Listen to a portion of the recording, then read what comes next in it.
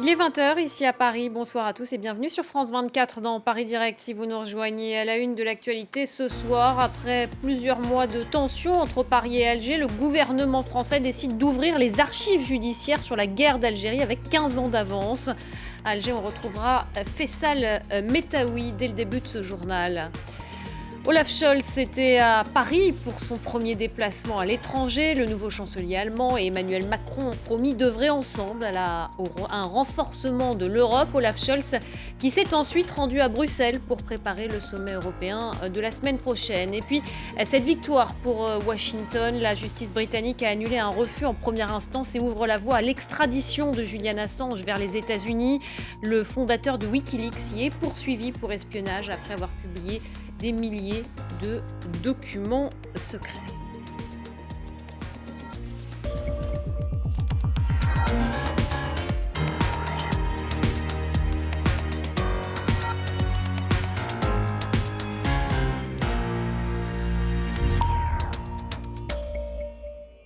Près de 60 ans après la guerre d'Algérie, la France a donc décidé d'ouvrir les archives judiciaires de l'époque avec 15 ans d'avance. Une annonce qui intervient 2 jours après la visite à Alger de Jean-Yves Le Drian, le chef de la diplomatie française. On voit ça avec Serine Bay et Inès Olagaray. C'est un pas de plus vers la réconciliation mémorielle entre la France et l'Algérie.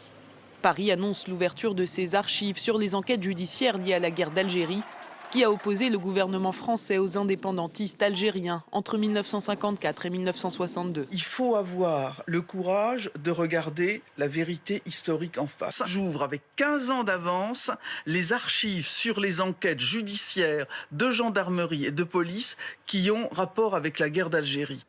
En France, les archives nationales sont généralement déclassifiées 75 ans après les faits. Mais depuis quelques années, Paris tente de donner un coup d'accélérateur au travail de mémoire envers Alger. En 2018, Emmanuel Macron a reconnu officiellement que l'armée française était responsable de la disparition du militant communiste Maurice Audin à Alger en 1957. Puis le 9 mars dernier, le président français s'est engagé à raccourcir les délais pour accéder aux archives classifiées. Entre-temps, une crise diplomatique a éclaté entre les deux pays. Le 2 octobre, Emmanuel Macron a déclenché la colère d'Alger en déclarant dans le journal Le Monde que les Algériens entretenaient une rente mémorielle autour de la guerre d'indépendance de l'Algérie. Depuis, les autorités françaises tentent d'apaiser les tensions.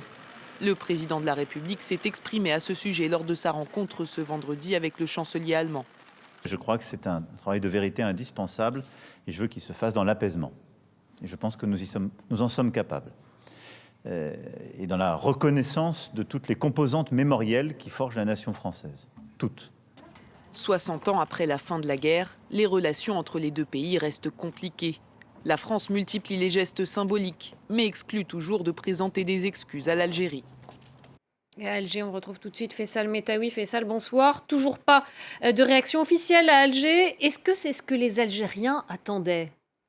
Partiellement, parce que l'Algérie, vous le savez, demande la restitution de l'ensemble des archives à l'Algérie de la période coloniale, c'est-à-dire pendant 132 ans, et aussi parce que ces archives portent sur des enquêtes judiciaires menées par la gendarmerie et la police française en période coloniale. Que contiennent réellement ces archives? C'est une question qui est posée ce soir, mais il y a un point qui est peut-être important, c'est la question relative à la torture, parce que pendant longtemps, l'armée coloniale française n'avait pas reconnu la torture. Il y a eu des reconnaissances par des anciens généraux, des livres parus en France, mais il n'y a pas eu donc d'enquête réelle sur ces tortures ou autre chose. Est-ce que ces enquêtes ont été menées sur d'autres crimes, parce que l'Algérie, vous le savez, exige la reconnaissance de l'ensemble des crimes coloniaux, notamment la disparition qui est un crime continu, et sur cette expression qui est utilisée à l'époque par les soldats français, la courbée de bois, c'est-à-dire des exécutions sommaires de prisonniers algériens par des soldats français entre 1955 et 1962.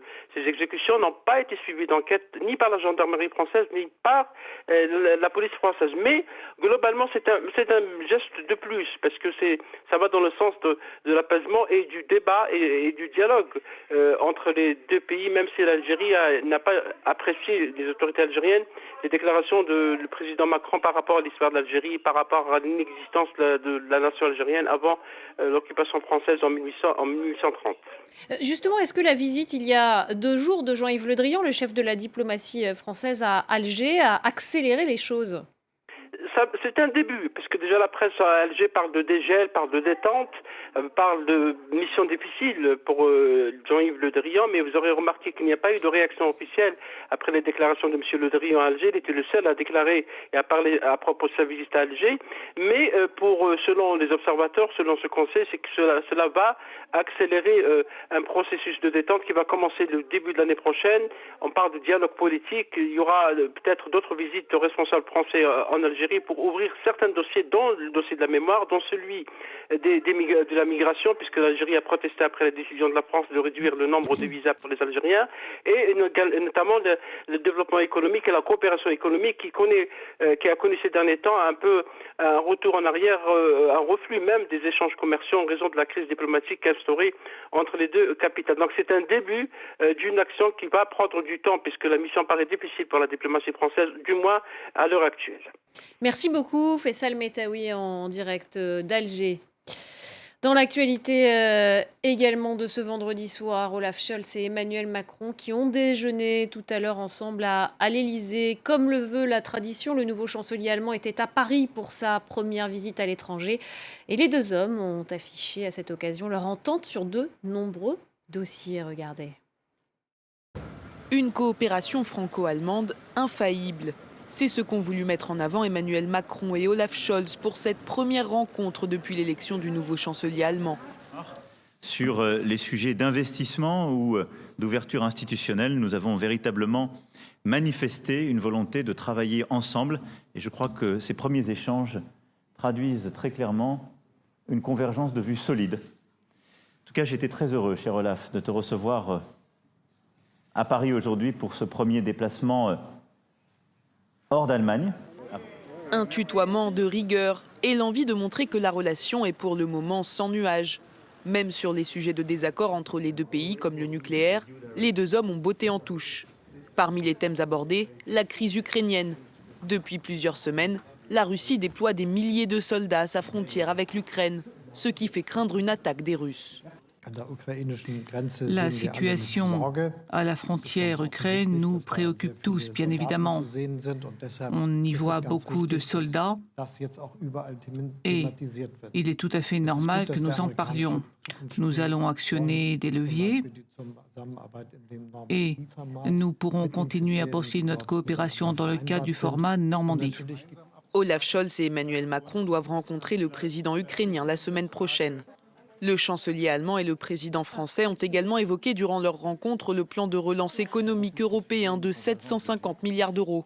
Un plan censé stimuler la croissance des États membres de l'UE, ralentie en raison de la pandémie. Autre défi à relever pour les deux dirigeants, celui de la crise migratoire, qui a jusqu'à présent beaucoup divisé l'Europe. Et puis après Paris, Olaf Scholz s'est rendu à Bruxelles afin de préparer le sommet européen de la semaine prochaine. L'Union européenne qui a tenté aujourd'hui de conclure les discussions avec Londres sur le conflit des droits de pêche post-Brexit. L'Europe avait donné comme date butoir ce vendredi 10 décembre. Le gouvernement français, je vous le rappelle, réclame à la Grande-Bretagne le renouvellement d'un peu plus de 100 licences de pêche. Léo Péchard. Le bras de fer continue.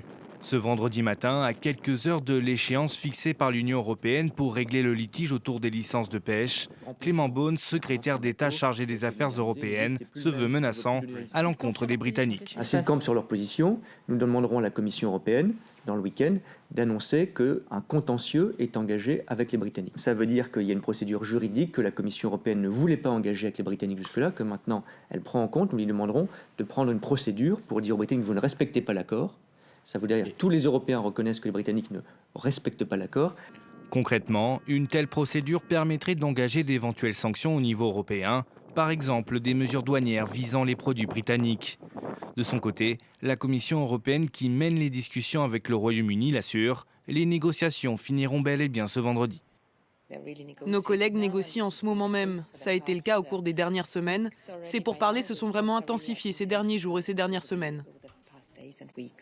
Environ un quart des prises des pêcheurs français proviennent des eaux britanniques. Depuis que le Brexit a remis en cause la libre circulation maritime, les pêcheurs doivent prouver avoir travaillé au large des côtes anglaises durant des périodes bien précises définies par Londres et les îles anglo-normandes. À ce jour, la France a obtenu 1004 licences de pêche, Elle en attend encore 104 supplémentaires. Je vous le disais en titre, la justice britannique ouvre la voie à une extradition de Julian Assange vers les États-Unis. La Haute Cour de justice de Londres a en effet annulé le refus en première instance de l'extradition du fondateur de Wikileaks. Il est poursuivi outre-Atlantique pour espionnage après avoir publié des milliers de documents classifiés. Émilie Béraud. Au désespoir de ses soutiens, la Haute Cour de Londres a tranché. L'extradition de Julian Assange, demandée par les États-Unis, doit être réévaluée par la justice britannique. Près de 2 ans après le début du procès, cette décision marque une victoire pour le gouvernement américain, un retour en arrière pour le lanceur d'alerte et ses proches. Nous allons continuer le combat. Chaque génération a un combat épique à mener et celui-ci est le nôtre. Parce que Julian représente les fondements de ce que signifie de vivre dans une société libre, de ce que cela signifie d'avoir la liberté de la presse, de ce que cela signifie pour les journalistes de faire leur travail sans avoir peur de passer le reste de leur vie en prison. En janvier dernier, les hauts magistrats britanniques s'étaient pourtant opposés à l'extradition d'Assange, invoquant sa santé mentale fragile et un risque de suicide. Les États-Unis ont alors fait appel et obtiennent gain de cause ce vendredi. D'après la Haute Cour de Londres, les États-Unis ont fourni des assurances répondant aux inquiétudes qui ont conduit la juge de première instance à bloquer l'extradition. Cette nouvelle étape fragilise le fondateur de Wikileaks, qui pourrait être extradé aux États-Unis si les juges et le gouvernement britannique donnent leur feu vert. Julian Assange, à qui les États-Unis reprochent d'avoir diffusé des documents classés défense, risque jusqu'à 175 ans de prison. Et on en vient à ce nouveau drame de l'immigration. Au moins 54 personnes sont mortes dans un accident de la route au Mexique. Le drame s'est produit dans le Chiapas. Des dizaines de personnes ont également été blessées. On voit ça avec Alexandra Quarini et Marc Pope. Le long de la route, les corps des migrants s'entassent. Tous se trouvaient à l'intérieur de ce camion qui a quitté la route. Heureusement, la réaction de toutes les institutions, Croix-Rouge, pompiers, protection civile, a été très rapide. Le chauffeur aurait pris la fuite après avoir perdu le contrôle du véhicule, comme l'explique cet homme rescapé de l'accident. La remorque a pris un virage et à cause du poids des personnes à l'intérieur, nous sommes tous tombés. De toute évidence, le véhicule ne pouvait pas supporter une telle charge et il s'est renversé. L'accident a eu lieu dans le Chiapas, un État proche de la frontière avec le Guatemala, considéré comme la porte d'entrée des migrants venus d'Amérique centrale pour entrer aux États-Unis. Cette année, le Mexique est confronté à des arrivées records de migrants. Sur les 10 premiers mois de l'année, le pays a enregistré plus de 108 000 demandes d'asile. De son côté, l'administration Biden fait preuve d'une grande fermeté. En vertu d'un accord passé avec les autorités mexicaines, tous sont obligés d'attendre au Mexique la réponse à leur demande d'asile aux États-Unis. Et enfin, les journalistes Maria Ressa et Dimitri Muratov étaient à Oslo ce vendredi. Ils ont reçu ensemble là-bas le prix Nobel de la paix. Lauréats de cette année, ils sont récompensés pour leur défense de la liberté de la presse dans leurs pays respectifs, les Philippines et la Russie. Regardez. Sous les applaudissements, Maria Ressa et Dmitri Muratov reçoivent ensemble le Nobel de la paix. C'est la première fois que ce prix est remis à des journalistes pour leur défense de la liberté de la presse. Les deux lauréats ont fondé des médias indépendants d'investigation dans leur pays, les Philippines et la Russie. Maria Ressa est à la tête du site d'information Rappler. Elle a tenu à mettre en garde contre les informations véhiculées sur les réseaux sociaux.